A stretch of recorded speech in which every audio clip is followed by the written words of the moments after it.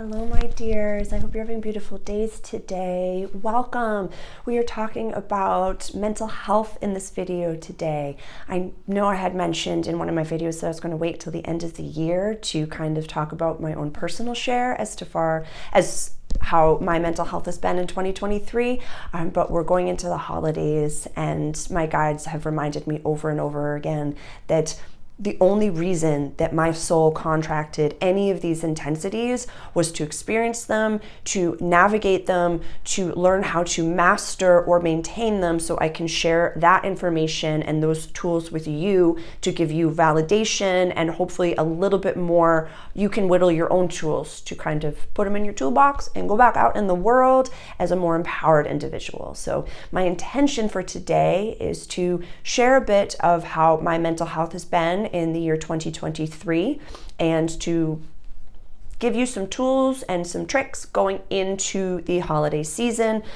If you do have to participate in events with people that do not share your similar values, who might be on different timelines as you, have wildly different belief systems, and that might not be conscious of the fact that we do our inner work to then go back out into the world. So if this is our first time meeting, welcome. My name is Sarah. In this time and space, I am a healer, a mystic, a spiritual counselor. I utilize tarot and astrology to kind of give you a little bit of amalgamation with the foundation of leadership and personal growth and development to teach you how to help yourself and navigate in this world. My consciousness came from a different time and space, chose to come down to play human and to run this human avatar named Sarah during the awakening and kind of help you make sense of it all. Yeah, I've been training teams, I've been in service for my entire adult life, come from corporate, can't go back into that matrix, but I can help you navigate and make sense of what's going on. So please go pause the video. I'm gonna use the Shungite heart for that, and go grab your coffee and tea. We're gonna have a chit chat about mental health. So go pause the video. Yes. I will highlight that I did a video back in March of 2023, and it was about the Saturn going into Pisces transit, and I labeled it mental health is no joke right now. So just from the astrological lens, we'll talk about that first. Saturn is our interdisciplinarian, whether it be our natal Saturn as well as the transiting Saturn. It's our papa time. It's kind of our, part of my French, but like shit or get off the pot. Like if we've strayed off course, Saturn's going to be like, no, you have to do this. You have to say this. It can feel harsh and we can get very intimidated by Saturn transits, but it's always for your greater good, darling, always for the highest timeline, the most authentic self. And so Saturn, that disciplinarian, going into the sign of Pisces, which is the final sign of the zodiac, it is expansive, mutable, negative water energy run by the planet Neptune as well as the planet Jupiter. So very, very expansive. This is delusion, illusion, like I said, Pisces are the baby ancients. They're basically half in this world, half in the etheric world. And any transits in Pisces, any of your planets in Pisces, whether they natally, they give you a little bit of a otherworldly sensing. And it can be intrusive thoughts galore. I also just want to pause and time out for one moment. We're talking about some heavier subjects, so please pause the video again and check in with yourself and make sure that you're in a space of grounding and mental maturity to be able to receive this content and this information. We're going to talk about some very heavy topics. I'm speaking from I statements here. This is what I have experienced and the tools that have helped me and how I navigate intrusive thoughts in really intense. I have to say 2023 has been the most intense mental health year of my entire human existence. And things that used to take me down for weeks at a time would happen on a daily basis sometimes. So I just wanted to give you that opportunity to either put this on your save to watch later, pause the video, but please be extremely grounded and extremely aware to receive this information. I just wanted to highlight that because with other transits of Saturn in Pisces, this is intrusive thoughts galore, this is suicidal thoughts galore, this is self-sacrificial thoughts galore, but also a lot of really beautiful things. I had heard that historically AA had been created during a Saturn in Pisces transit to really help people during this time. So there's, equal up and down, equal side to side. And so I just have some butterflies. And so I know that this is a very important video to record. And again, you don't have to have the foundation of spirituality, of what are timelines. Sarah, what do you mean splitting timelines? What are you talking about with Saturn, Pisces? You don't have to have any of that foundation.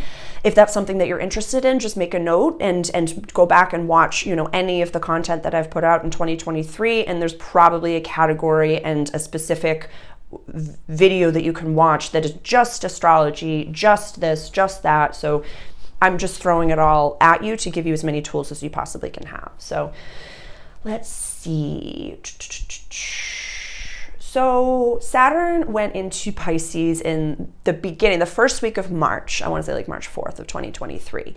And so Saturn had been in the sign of Aquarius for a few years before that. So just Saturn, disciplinarian, Aquarius, power to the people. Saturn took down the power to the people when it was in Aquarius. And that was, the whole pandemic, the COVID, the lockdowns, all of that happened. So that's just like a view of sometimes these outer planets, they just come out on the public stage. And so the disciplinarian is now going on to our illusion, disillusion, our more etheric mind space. So for myself personally, and this is going to get heavy quick, I just want you to know, the intrusive thoughts that I was having at the beginning of the year were more powerful than I could ever possibly imagine to you. And so Sarah, what's an intrusive thought? Definitely DuckDuckGo that. I might butcher this, but it's a thought that pops into your head that is not yours. And it could be in your own voice. That's something that a friend of mine at the beginning of the year, when I asked her to go for a walk, we were both going through like devastating experiences. And she gave me the quote that really always resonated with me, is that anxiety, depression, intrusive thoughts lie to you in your own voice. That's what makes it so scary. And so very common ones are, when you're driving down the road, and you just get this weird thought, like drive off the road. Or you see, a family walking by and it's like, go hit the kid. Where you're like, well, that was fucked up and it's not me. Or, another common one is you're, cutting up vegetables or for dinner and the thought pops into your head, just cut off your finger. And you're like, well, I don't know where that came from. That's crazy talk. Like, no. And, with a healthy mind space, you just drive past that thought as if you're driving down the road and it's a road sign that says, hey, really crappy thing, pull off here. You don't just say, oh, really crappy thing, I'm going to pull off here. We don't engage with that thought. Not all of your thoughts are your own. It's definitely something that I had learned back really before my awakening when I was just focusing on my mental health in therapy, but it was more so like I was making therapists cry. They weren't actually giving me applicable tools. But a phrase that I'd researched myself was, you are not your first thought.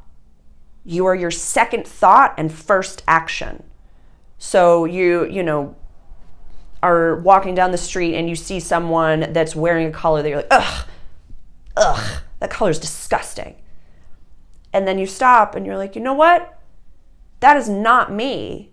That person loves that color and that's their choice to wear it. And then maybe your active choice, your first action could be, hey, I love that blouse on you. You walk by a stranger, And so those are, very, very simple foundations of what intrusive thoughts are and that they can be. My intrusive thoughts, and I've shared this before, are extremely suicidal, extremely self-sacrificial, and extremely suicidal. And they always tell me, the intrusive thought always says, Sarah, you are of the Robin Williams community, and you need to sacrifice yourself because the people around you will eventually learn from your teachings after you're dead. And the only way that they will ever better themselves is if you die. And then they're like, oh shit, I remember Sarah told me this and I had to listen to them. And then everyone around you becomes a better person. So you have to kill yourself for that to happen. And it would be of foghorn level in my brain. And this could be, as you know, it has happened when I'm recording videos. It would happen at the restaurant on a regular basis, where I would be just standing in front of a couple, just saying, hi, welcome. Would we like aqua panna or Pellegrino? I always have tap water available if you're keen. And like literally, it would come like a whole tidal wave of feelings of like, you, like, I'm talking to you as effortlessly as I am right now, and it would just be a thought that came to my head, you should kill yourself right now. Yeah, absolutely, absolutely. And I use the term wave, Saturn in Pisces, because it felt like an absolute, like standing under a waterfall. It felt as effortlessly as like, oh my God, this is my voice, this is me, these are my thoughts, this is like, and so I am in a very, very safe place mentally, whereas I know this is my last human life. I'm getting off the mothership, and if you do any of those very, very demonic activities, you just immediately come back in human. You immediately karma. You will immediately come back. So and I have an entire playlist of, I still have a bunch more to record, of past life tales, and so the reason that I've had so many past life tales is because I've hurt myself, I've killed myself, I've killed other people, I've been the abuser, the abusee in so many lifetimes over. And so I'm reciting and giving all this information back so that when I am gone in human form, you have access to this information. It's an absolute joy. And it got to a very interesting place at the beginning of this year where I had to really navigate, you know, so much of my energy makeup and so much of what it is that I need to do to be able to stay clear and channel is to be alone, is to be in solitude, to listen and to navigate. Is this God's voice? Is this my higher self's voice? Is this my future self's voice? Is this an intrusive thought? And I need to be in a quiet space to be able to navigate that. But what I recognized is that at the beginning of this year, in the cold depths of winter in, you know, the North Shore of Massachusetts in 2023, I wasn't taking enough vitamin D. I wasn't getting any sunlight, and you know, it's a slower time for the restaurant industry, so I wasn't working as much. I was really spending too much time alone, and I found that I was not reaching out in ways that were easy. It's not easy to tell people, hey, I have constant suicidal thoughts, and do you want to go for a walk and hang out? Yeah, I might cry, but oh, yeah, but I'm going to Eeyore the whole time. Cool. I had a friend that at the time that I was going through some of my most difficult experiences, had really had a devastating experience of a miscarriage. And she had said to me, it's easier for people to receive my pain than it is for them to receive yours. It's easier for people to understand and find empathy and understanding for someone who has lost a child than for someone who's suffering from intrusive thoughts and suicidal thoughts. Because I can't slow down. I can't, I spent enough time in the woke feminist space that I thought I needed the title and I thought I needed this. I don't need no man, blah, blah, blah, blah, blah, blah. I'm doing this, I'm doing that. And I'm unwinding a lot of it. So it's not that I can do it all on my own. I can't. I can never do the masculine thing in the world. But I have to right now. And it is not easy. So as much as I would love to take all the time off in the world, to run away and give myself a month in Italy to just heal and to record videos for you, I'm not yet at that space. It is coming very soon, and that I know for sure. in my bones, I know for sure. But right now, you got to wake up and you got to do the things and you have to continue and keep on keeping on. And it's exhausting.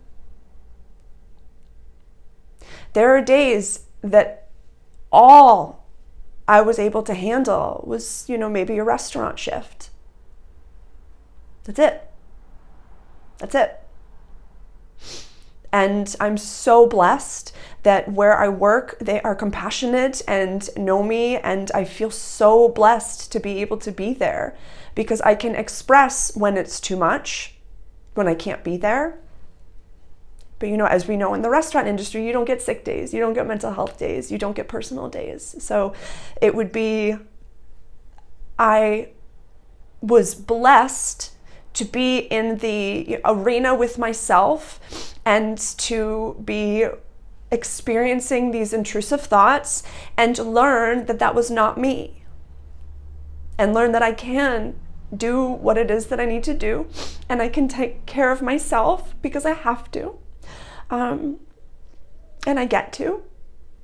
Sarah is in no way difficult to love or to take care of. But it has been, I talk about the astrology, and it gives me a foundation for why things are happening. And it helps me not to say, oh, I don't have to do anything because Saturn's in Pisces for 3 years. I have to take time off because I'm going to be struggling mentally, so I can't participate in the outside world. There were many lifetimes that, I was a nun and that I was a monk and that I got to meditate and just sit and be, but this is not that lifetime. This is not that lifetime. So I'm here now experiencing this to immediately offer it to you to say, hey, you are not alone. What you are experiencing is very real. What you are going through is very valid, but these are not your thoughts. So don't entertain them. Don't entertain them.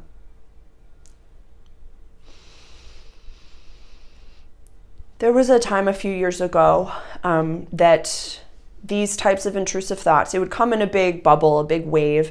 And there was a nurse that I had known many, many years ago when it came to anxiety and depression, that she had reminded me more of the chemical side of things. And I was having a panic attack. I was having an experience, and I had just said to her, because I left work and I was just at home. This was in Australia, and she was the owner of the house that I was staying at the time.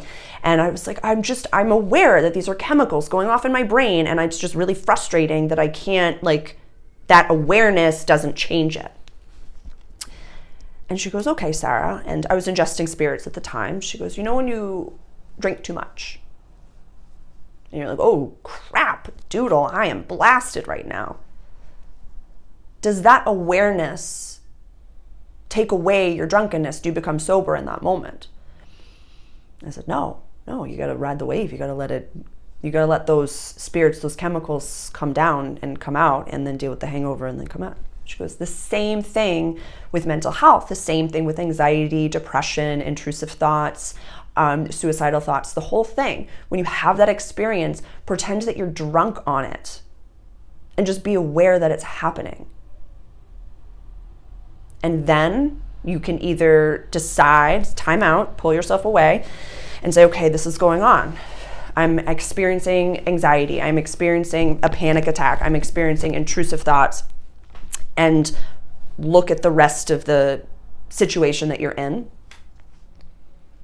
If this is happening in the middle of a moment, the middle of work, the middle of the shift, the middle of whatever it may be, the middle of the performance, whatever is going on, and just time out with yourself, take yourself away, go to the loo, and look at yourself in the mirror and say, okay, you're having that experience. You're drunk on this, whatever you have to label it as.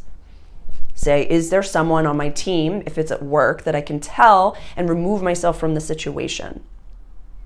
Like when things got to be too much during certain restaurant shifts, I would be able to go up to my boss and be like, hey, I am panic attack central. If you don't need me for third seating, please, if you do, absolutely, or kind of wean me, whatever it may be.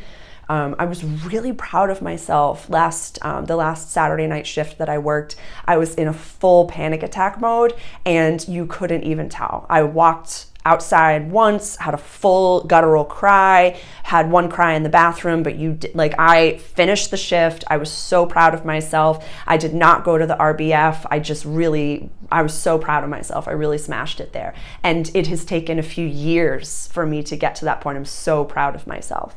But say, do I have to go home? Can I stay? If you have to go home, tell the people you got to go home. If you have to tell your team you got to go home, take the rest of the day, take a personal day. The money will find you again effortlessly. It'll come right back 3 times. Just speak your spells. And also, there are times that because I have the spiritual language and because I understand that my thoughts create my reality, I can do a few different things in that moment. I can really, if the intrusive thoughts are firing off and firing off and firing off, just declare, these are not my thoughts. I do not identify with these thoughts. These thoughts are not my own. That's something that you can absolutely do, because you're not going to, that's something that my anxiety takes over, where it's like, I'm going to manifest this. If I keep, my brain is doing this and I'm going to manifest it. You're not going to manifest it. You're not. Those are not your thoughts. Those are intrusive thoughts. That's the anxiety trying to latch on to you, kid. That's the depression trying to latch on to you. Okie dokie. I think now I'm going to parlay over to some tips going into the holidays. And because we have, maybe the term fragile is, a friend of mine she's like, you're very fragile and very fierce, and I'm really proud of you, because we're delicate flowers around here. And so our mental space is of the utmost importance. So we're going into the holiday season. I'm here in the United States, and regardless of what holiday you celebrate, or if you do or do not celebrate those things, if you're going to be going into, these tools can be accessible for other time periods as well. But really, before everything, can you go into those rooms? Stay in control of your thoughts, words, and actions. There were many years, and I still am not showing up I'm spending my holidays, my Thanksgiving, and my Christmas.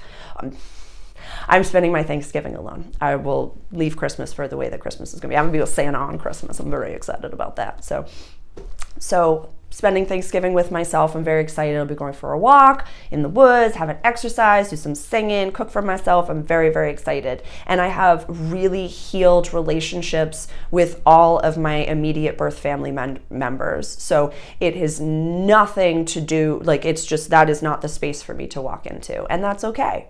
That's beautiful. So decide ahead of time.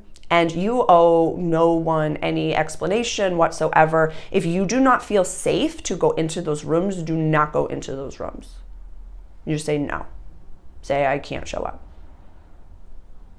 And that's just for me. Y'all are doing nothing wrong. I will never tell you to lie in any capacity, but no is a complete sentence. Yeah, if you can't walk into those rooms, you can't walk into those rooms. If you've decided you got to go into those rooms, you've decided that you have to go into those rooms, and we are not going to ingest substances. We are not going to check out. We are not going to cloud our judgment or our minds. We're going to stay in control of our thoughts, words, and actions. So we can speak from I statements. This is what I'm going through. And you don't have to share your experiences or your whatever. You can find very general, very gray rock type of, things to say. Yeah, this is what's new for me. Yeah.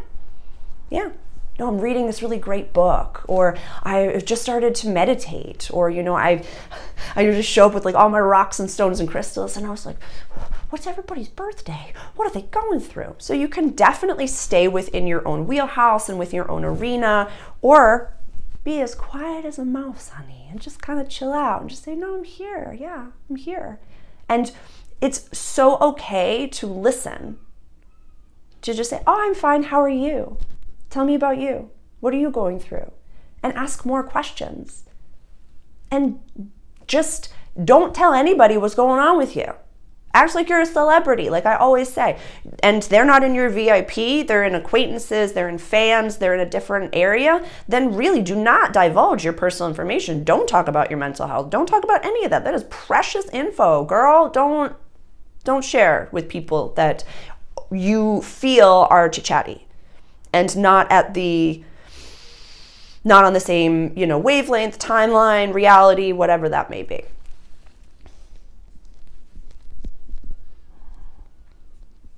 And a lot of what, Sarah, you've mentioned splitting of timelines. What do you mean by that? So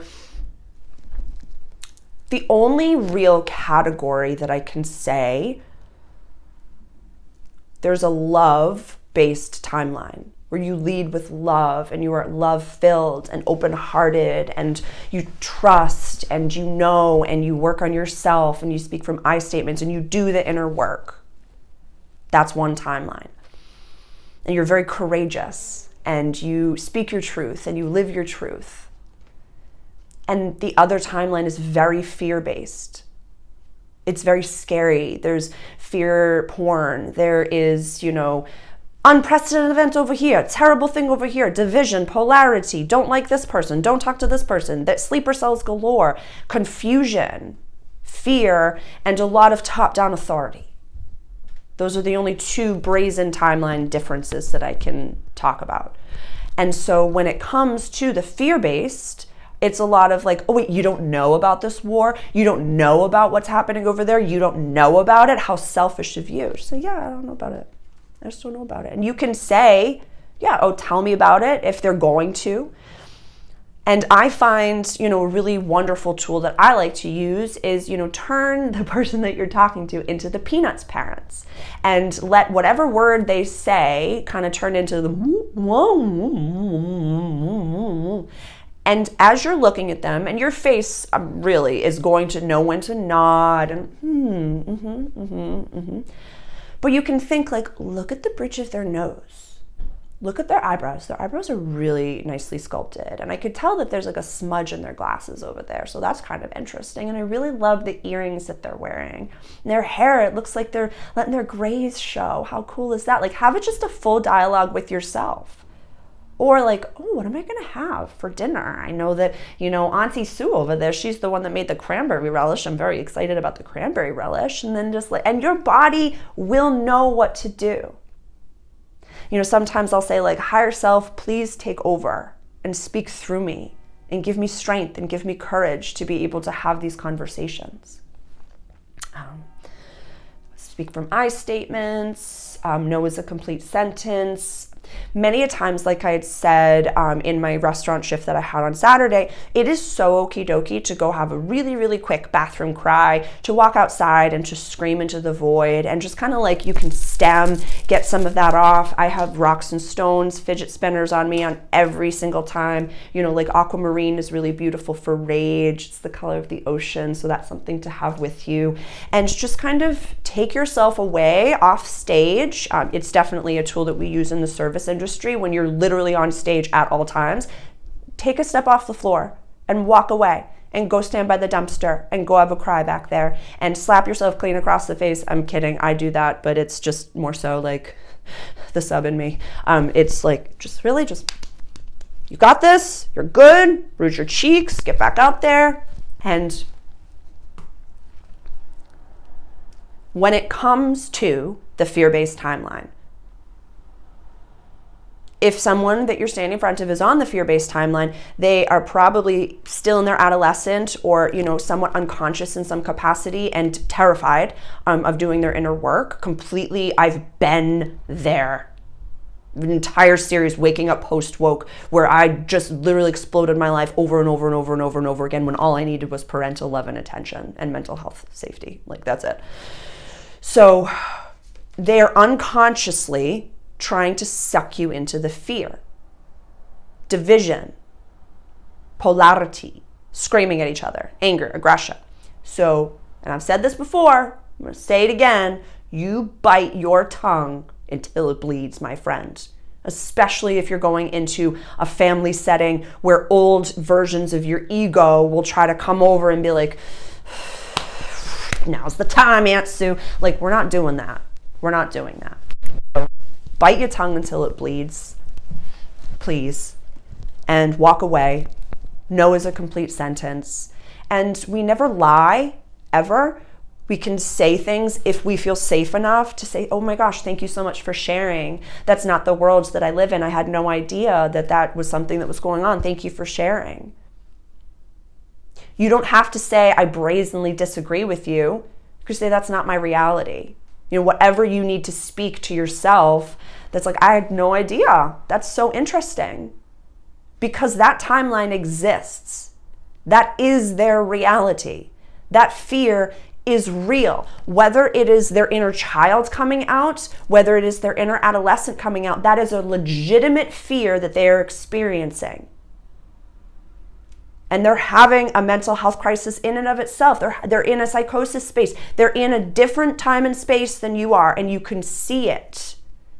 So with that understanding, with all of these lenses, trust your gut.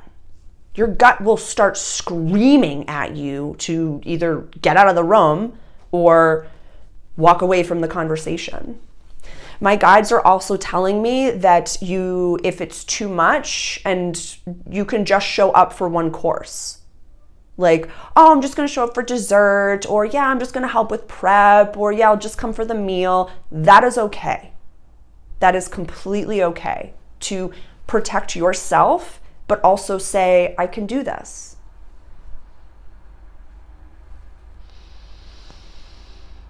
And show up with love. Show up with love all over you. Show up heart-centered and open, and just view these people with love. And think of them with love. You're so lovable. Even as they're talking and they're spitting all these cuckoo pants facts at you and division and this, that, and the third, just say, oh my God, you're so lovable. And being in the frequency of love and on the timeline of love, you just viewing them changes their makeup, changes their internal makeup. You're that powerful. Or just interfacing in that capacity is as powerful as you could possibly imagine it to be.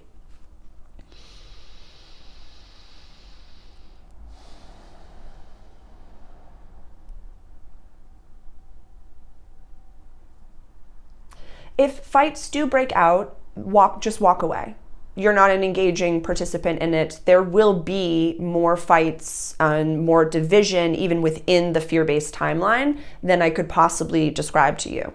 And this also goes for anyone who's working in the service industry, anyone who is of service, anyone who is even a pinky nail on the spiritual path or the internal introspection, I statements, where authentic timeline. Expect complete division within the fear-based reality. It is expected to be chaotic. That is the point. That's the point of the fear, is to create internal fightings amongst the family, amongst the neighborhood, amongst communities. That's the point. So when you see it happen, take yourself out of the situation. Do not engage. Do not participate. That's my personal advice for you. Because there's no, like, if it's like resist and fight division and fight this, that's still just love. Just lead with love. You love this, that's amazing. I don't love that, so I'm going to love over here. It's okay. It's okay.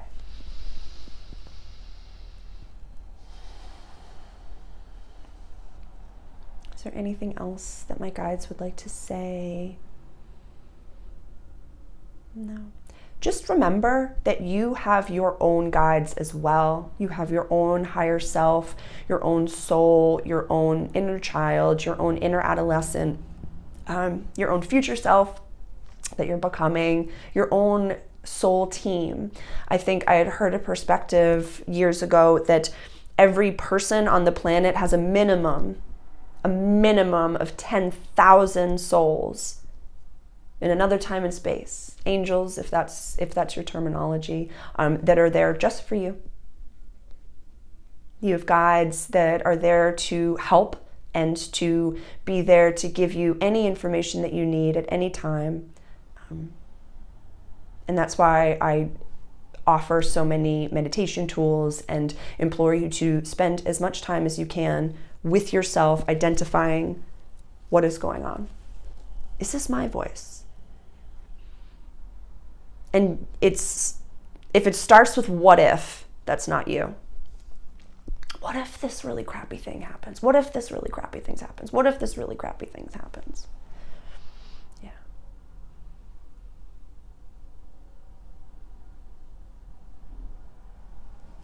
That's all. What questions do you have for me? What are you experiencing? What are your fears and going into the holidays? And if you do feel safe to, if you're the generational curse breaker of your family, aka labeled as maybe the black sheep or the woo-woo one or the strange one, it is okay to not show up. It is okay. There were times that my immediate family and I could not be in the same room together for us to love each other. We had to love each other from a distance, from a very safe distance. And it was the most amount of love that I could have ever imagined. But if we were physically standing in front of each other, call the cops, because it would not be pretty. So it's okay to love from a distance. That's, boundaries is not stay out. It's this is what I can offer you. I know I used to show up regardless, and I was bleeding from the ears and eyes and nose, and you saw it and I was okay, but I'm worthy of the same feeling of safety and security inside of myself, and being in that room is too much for me. So this is what I can offer you. I can come for prep, or I can come the day before and offer that. Yeah.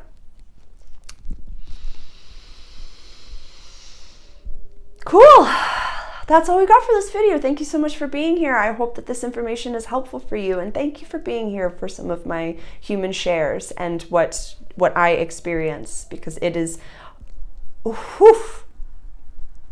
And the astrology gets even more intense as the years go on. So know that having the version of a foundation of any kind, of meditation, of grounding, of setting boundaries, I highly implore you, if you have not started that practice, to do so now, to give yourself the time to learn how to navigate these completely certain uncertainty, constant change, certain chaos, fights all around. It will happen in the fear-based timeline. There will be more, it will get more intense and more powerful. There's an equal and opposite reaction, action to that of the love timeline. And we're there to inspire others to come out of fear, but we can't let them not do the work and crawl on the back. We must let them be empowered to do it on their own. Intense stuff. Intense is an understatement, my dear, but thank you for being here. Thank you for your compassion and for the work that you're doing in this world. It is not easy. None of what I preach or teach or give as inspirational advice as a thought leader, none of this is easy, but it is the only way. And with community, we can do anything. I love you.